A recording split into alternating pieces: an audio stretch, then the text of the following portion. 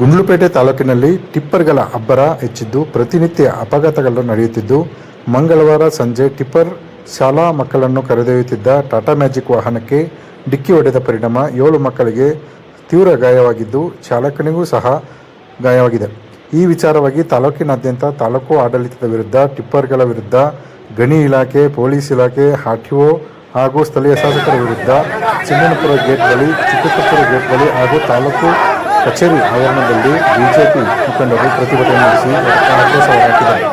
ಪ್ರತ್ಯೇಕವಾಗಿ ಸಾರ್ವಜನಿಕರು ಬಿಜೆಪಿ ರೈತ ಸಂಘ ಪ್ರತಿಭಟಿಸಿದರೆ, ವಕೀಲರು ಸಹ ಕಲಾಪ ಬಹಿಷ್ಕರಿಸಿ ಪೊಲೀಸ್ ಠಾಣೆ ಹಾಗೂ ದಂಡಾಧಿಕಾರಿಗಳಿಗೆ ಟಿಪ್ಪರ್ ನಿಯಂತ್ರಿಸುವಂತೆ ಮನವಿ ಮಾಡಿದರು.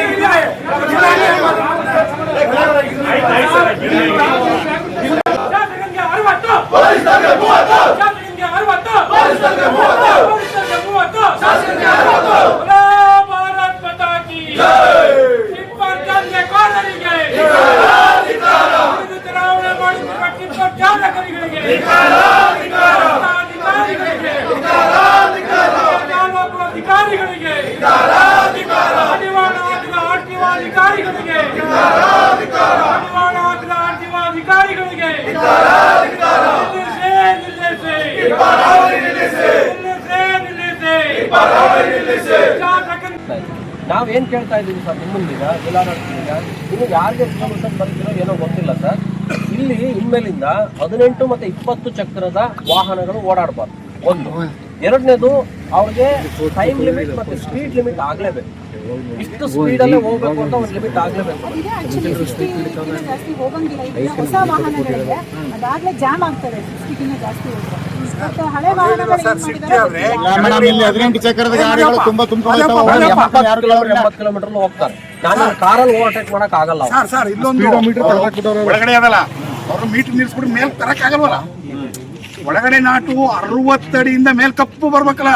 ವಾಹನಗಳನ್ನ ಈ ಕೂಡಲೇ ಎಲ್ಲವನ್ನ ಸೀಸ್ ಮಾಡಿ ಯಾವ್ಯಾವ ವಾಹನಗಳಿಗೆ FC ಆಗಿದೆ, ಮತ್ತೆ ಅವ್ರಿಗೆ ವಾಹನ ಚಾಲಕರಿಗೆ ಲೈಸೆನ್ಸ್ ಇದೆಯಾ, ಮತ್ತೆ ಇದು ಏನು ವಾಹನಗಳು ಟಿಪ್ಪರ್ಗಳನ್ನ ಆಲ್ಟ್ರೇಷನ್ಗಳು ಮಾಡಿದ್ದಾರೆ, ಹೆಚ್ಚಿನ ಲೋಡ್ ಹಾಕೋದಕ್ಕೆ ಆಲ್ಟ್ರೇಷನ್ಗಳು, ಎಲ್ಲ ವಾಹನಗಳನ್ನ ಸೀಸ್ ಮಾಡಿ ಇವುಗಳ ವಿರುದ್ಧ ಕಠಿಣವಾದ ಕ್ರಮ ತಗೋಬೇಕು. ಅದಕ್ಕೆ ಮತ್ತೆ ಏನು ಕಾನೂನು ಬಾಹಿರವಾಗಿ ಒಂದು ಲೈಸೆನ್ಸ್ ತಗೊಂಡ್ರೆ ಗಣಿಗಾರಿಕೆಯಲ್ಲಿ 3 ಜನ 4 ಜನ ಗಣಿಗಾರಿಕೆ ಮಾಡ್ತಾ ಇದ್ದಾರೆ ಒಂದೊಂದು ಲೈಸೆನ್ಸ್ ಅಲ್ಲಿ. ಇದೆಲ್ಲ ಗೊತ್ತು. ಆಮೇಲೆ ಅಂತಾರಾಜ್ಯಗಳಿಗೆ ಯಾವುದೇ ಗಣಿಗಾರಿಕೆಯಿಂದ ಕ್ರಷರ್ಗಳಿಂದ ಏನು ಎಂಸೆಂಡ್ಗಳಾಗಲಿ ಕಲ್ಲುಗಳಾಗಲಿ ಏನು ಕಳ್ಸಂಗಿಲ್ಲ. ಆದರೆ ಇದೆಲ್ಲ ಸರಾಗವಾಗಿ ನಡೀತಾ ಇದೆ. ಇದು ಎಲ್ಲರ ಗಮನಕ್ಕೆ ಇಟ್ಟರು ಕೂಡ ಎಲ್ಲ ಕಣ್ಮುಚ್ಚಿಟ್ಕೊಂಡು ಎಲ್ಲ ಮಂತ್ರಿಸ್ಕೊಂಡು ಇದ್ದಾರೆ. ಅದರಿಂದ ಈ ಸಂಬಂಧಪಟ್ಟ ಎಲ್ಲ ಅಧಿಕಾರಿಗಳು ಈ ಕೂಡಲೇ ಅದ್ರ ಬಗ್ಗೆ ಗಮನ ಹರಿಸಬೇಕು. ಮತ್ತೆ ಏನು ಟಿಪ್ಪರ್ ಚಾಲಕರಿದ್ದಾರೆ ಅವರೆಲ್ಲರಿಗೂ ಡ್ರೈವಿಂಗ್ ಲೈಸೆನ್ಸ್ ಇದೆಯಾ, ಮತ್ತೆ ಇನ್ನಿತರ ವಾಹನಗಳಿಗೆ FC ಗಳಾಗಿದೆಯಾ, ವಾಹನಗಳಿಗೆ ಇನ್ಶೂರೆನ್ಸ್ ಇದೆಯಾ, ಇದನ್ನೆಲ್ಲ ಪರಿಶೀಲಿಸಿ ಅವ್ರ ವಿರುದ್ಧ ಶೀಘ್ರವಾಗಿ ಕ್ರಮ ತಗೋಬೇಕು. ಮತ್ತು ಮಾಲೀಕರ ವಿರುದ್ಧ ಕೂಡ ಎಷ್ಟಾರು ಮಾಡಿ ಸಾರ್ವಜನಿಕರಿಗೆ ತೊಂದರೆ ಆಗಂಗಿಲ್ಲ.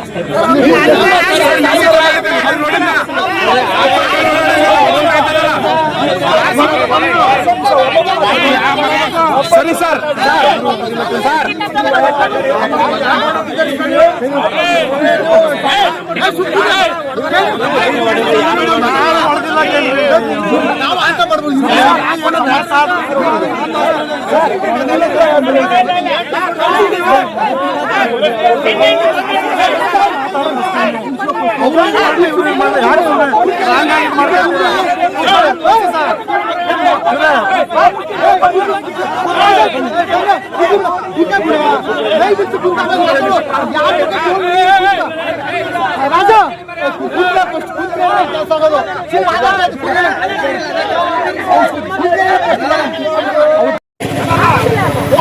ಸಾರ್ವಜನಿಕರ ಸಮಸ್ಯೆ ಬೇಕಾಗಿಲ್ಲ ಅಂತ ನಿಮ್ಗೆ, ಬೇಕಾಗಿಲ್ಲ ಅಂತ ನಿಮ್ಗೆ. ಅಧಿಕಾರ ಇದ್ರು ಮಾತ್ರ ಇರಲಿ ಅಂತ ನೀವು ಹೇಳೋದ್ನ ಅರ್ಥ ಮಾಡ್ಕೊಳ್ಳಿ, ಈಗ ಮೇಡಮ್ ಬರ್ತಾರೆ ಸಾರಿಗೆ ಇವರು ಆರ್ಟಿಒದವರು, ಅವ್ರು ಬಂದಾಗ ಹೇಳ್ತಿರ್ತೀವಿ, ಅವ್ರು ಕೇಳಿದ್ರೆ ಏನ್ ಹೇಳ್ತಾರೆ ಕೇಳ್ಕೊಳ್ಳಿ, ಅವ್ರ ಮೇಲೆ ಕೇಸ್ ಹಾಕ್ತೀರಾ? ನೀವು ಕೊಡ್ರಿ ಕಂಪ್ಲೇಂಟ್. FIR ಹಾಕಲ್ಲ ಮೇಡಮ್. ಯಾವ ತರ ಸಂಪತ್ತು ಅಂತ ಸಂಪತ್ ಅವರೇ, ಮನುಷ್ಯ ನಾನು ಹೇಳೋದು ಕೇಳ್ಕೊಂಬಿಡಿ, ಕರೆಕ್ಟ್ ಆಗಿ ಹೇಳ್ಬಿಡ್ತೀನಿ. ಸನ್ನೆಯ ಅಪರಾಧ, ಅಸನ್ನೆಯ ಅಪರಾಧ ಅಂತ ಎರಡು ತರ ಇರುತ್ತೆ.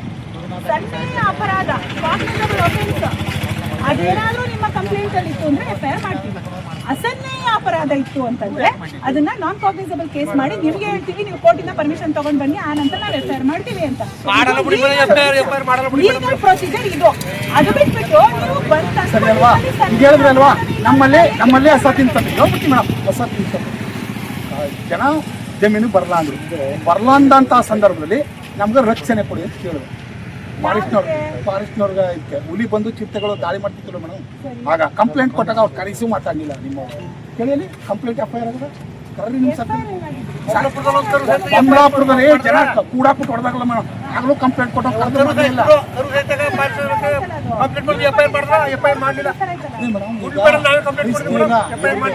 ಎದುರಿಗೆ ಕರಿಸ್ನೇ ಇಲ್ಲ, ಕರಿಸ್ತೀರ ಮೇಡಮ್. ಅದು ಅವರ ಸಮ್ಮುಖದಲ್ಲಿ ಕರೆದು ನಮ್ಗೆ ರಕ್ಷಣೆ ಕೊಡಕ್ಕೆ ಅವಕಾಶನೇ ಕೊಡಲಿಲ್ಲ. ರಕ್ಷಣೆ ಅವ್ರು ಕೊಡ್ತೀರಿ, ನಮ್ಗೆ ಕೊಡ್ಲ.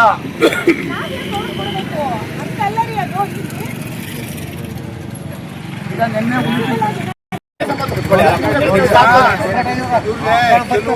ಚಾಮರಾಜನಗರ ಜಿಲ್ಲೆಯಲ್ಲಿ ಏನ್ ನಡಕ್ತದೆ, ಯಾರು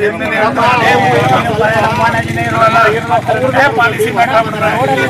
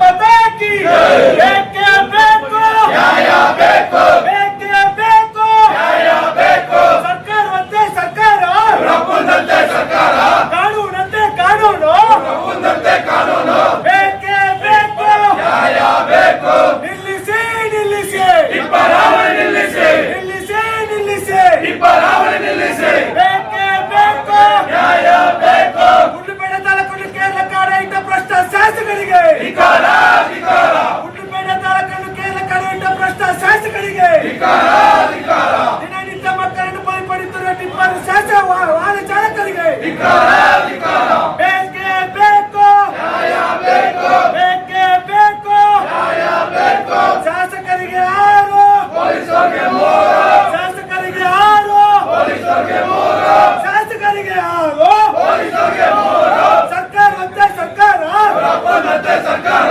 ಕಾನೂನಂತೆ ಕಾನೂನು ಪ್ರಭುವಂತೆ ಕಾನೂನು ಬೇಕೇ ಬೇಕು ನ್ಯಾಯ ಬೇಕು ಬೇಕೇ ಬೇಕು ನ್ಯಾಯ ಬೇಕು ಭ್ರಷ್ಟ ಆಡಳಿತಕ್ಕೆ ಧಿಕ್ಕಾರ ಧಿಕ್ಕಾರ ಭ್ರಷ್ಟ ಆಡಳಿತಕ್ಕೆ ಧಿಕ್ಕಾರ ಧಿಕ್ಕಾರ ನಿದ್ರೆ ಮಾಡುತ್ತಿರುವ ಭ್ರಷ್ಟ ಶಾಸಕರಿಗೆ ಧಿಕ್ಕಾರ ಧಿಕ್ಕಾರ ಹಿಂದೂ ವಿರೋಧಿ ಶಾಸಕರಿಗೆ ಧಿಕ್ಕಾರ ಧಿಕ್ಕಾರ ಹಿಂದೂ ವಿರೋಧಿ ಶಾಸಕರಿಗೆ ಧಿಕ್ಕಾರ ಧಿಕ್ಕಾರ ದಲಿತ ವಿರೋಧಿ ಶಾಸಕರಿಗೆ ಧಿಕ್ಕಾರ ಧಿಕ್ಕಾರ ನಿದ್ರೆ ಮಾಡುತ್ತಿರುವ ಶಾಸಕರಿಗೆ ಧಿಕ್ಕಾರ ಧಿಕ್ಕಾರ ಚೌಕಿದಾರ ಶಾಸಕರಿಗೆ ಧಿಕ್ಕಾರ ಧಿಕ್ಕಾರ ಸರ್ಕಾರವಂತೆ ಸರ್ಕಾರ ಪ್ರಭುವಂತೆ ಸರ್ಕಾರ ಕಾನೂನಂತೆ ಕಾನೂನು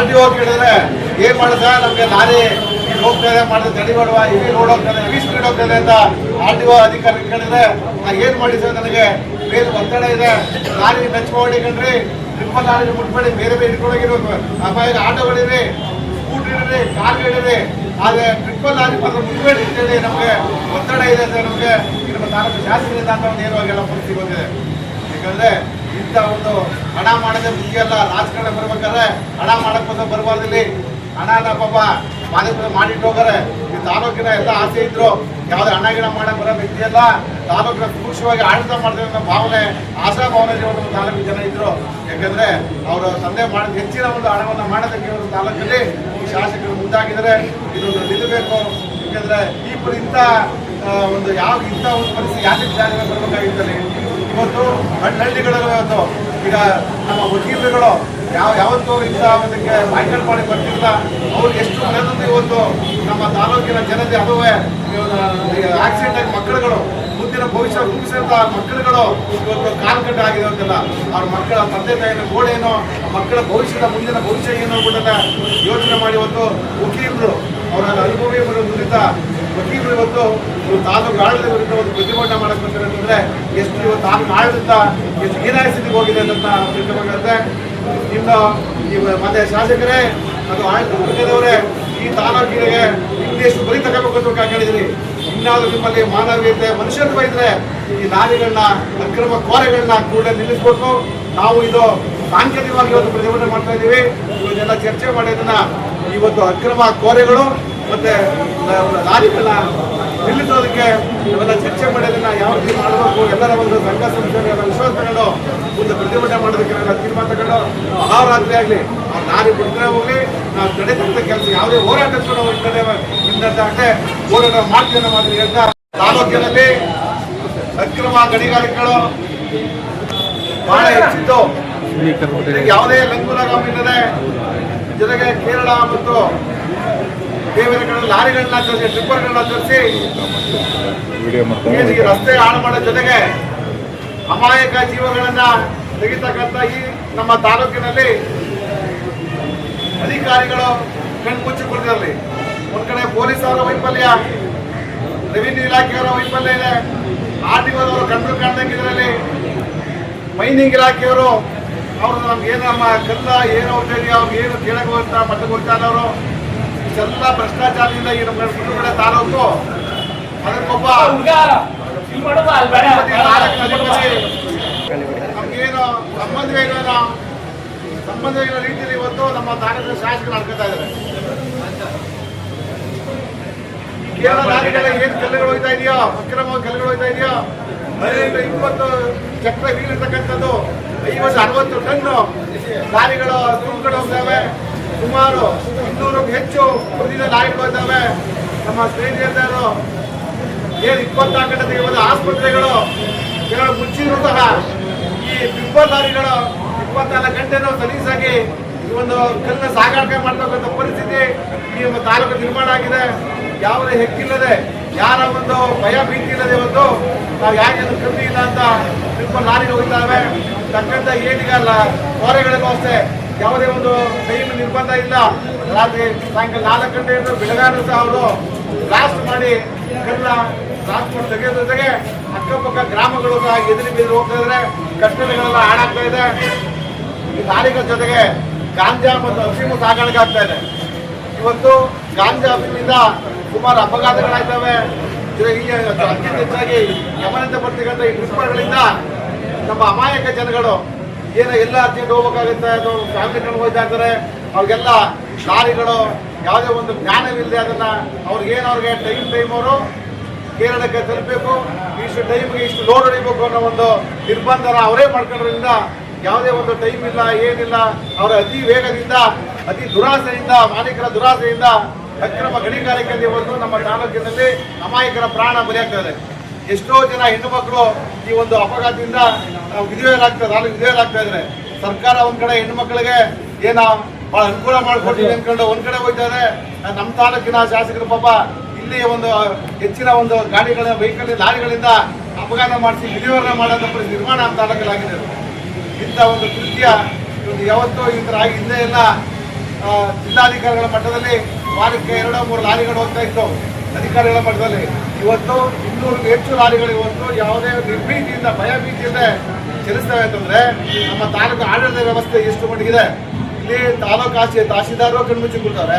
ನಮ್ಮ ಪೊಲೀಸ್ ಇಲಾಖೆ ಅಂತೂ ಅದಕ್ಕೆ ಕಂಡ್ರು ಕಾಣದಂಗೆ ನನಗೇನ ನಮ್ಮ ಅಧಿಕಾರಿಗಳ ಇಲ್ಲವೋ ಅನ್ನೋ ಭಾವನೆಯಲ್ಲಿ ಇವತ್ತು ಪೊಲೀಸ್ ಇಲಾಖೆಯಲ್ಲಿ ಕೂತಿದೆ. ಅಮಾಯಕ ಹೋಮ್ ಗಾರ್ಡ್ಗಳನ್ನ ಎಲ್ಲ ನಿಲ್ಲಿಸ್ಬಿಡ್ತಾರೆ.